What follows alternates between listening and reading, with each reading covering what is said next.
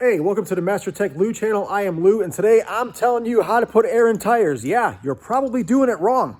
How many times has your low tire light come on so you ask somebody, hey, how much air should I put in my tire? And their response is, hey, look on the tire, it'll tell you. That's absolutely wrong. On the tire, when it says max PSI, that means max PSI. That's telling you not to go past that. It's not telling you to fill up to that. Now, you may have also heard of nitrogen in tires. There's nitrogen in the air we breathe, all right? So they don't put nitrogen into your tires. What they do is they remove air molecules from the nitrogen, so all you're getting is cleaner air, all right? So what that does is it removes the moisture and the possibility of moisture. And if you've ever driven in a car with nitrogen, you know that when the tires heat up, the pressure only increases a few, and when they cool down, they only decrease a few. Or if you have air in there with moisture, the hotter it gets, the higher the air pressure, and then the colder it gets, the lower the air pressure, because pressure changes with temperature outside. Now, this may be a Mercedes-Benz, but every car has a tire placard in it, and it tells you PSI that should be in there, and the size of tire. Most of them are yellow. This one happens to be black. However, on the Mercedes, we don't go by the door, we go by the fuel door, because on the fuel door, it actually tells you normal load and max load. Let me get a better picture in there. Normal load and max load. And then if the tires are warm, you want to add 4 PSI, because when they cool down, it's going to go right back down to the temperature that it needs to be at, all right? And then it also tells you the spare tire pressure. Now, one thing that does matter that people don't know is where you get your air from. Now, I work in a climate-controlled shop. However, we are a detail shop. Let's see how much water comes out of this. See that? That's the water that settles at the bottom of the water tub.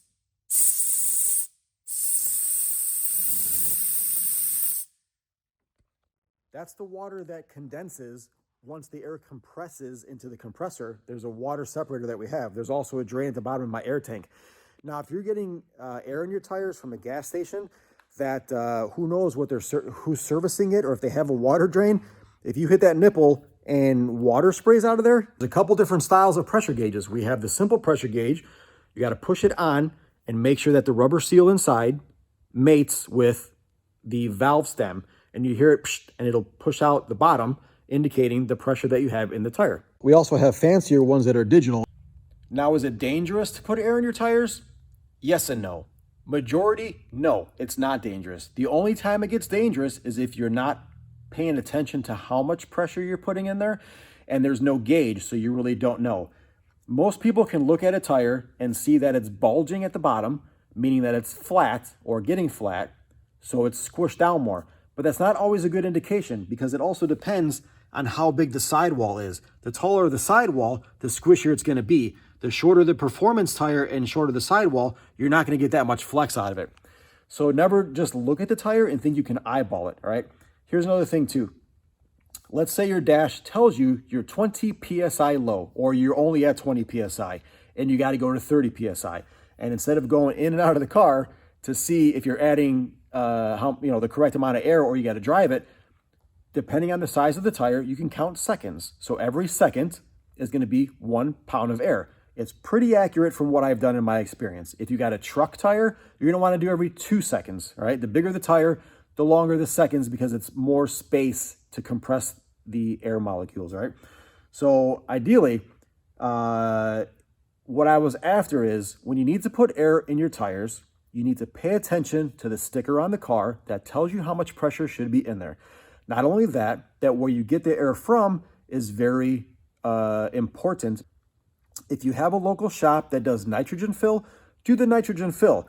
They charge you a couple bucks because the machine is expensive, but if you notice that when the temperature gets hot outside, it's no big deal, but as soon as it gets cold, as soon as winter hits, boom, you got low pressure tire lights. The nitrogen actually helps with that. Or if you store your car, put nitrogen in there. There's no moisture inside.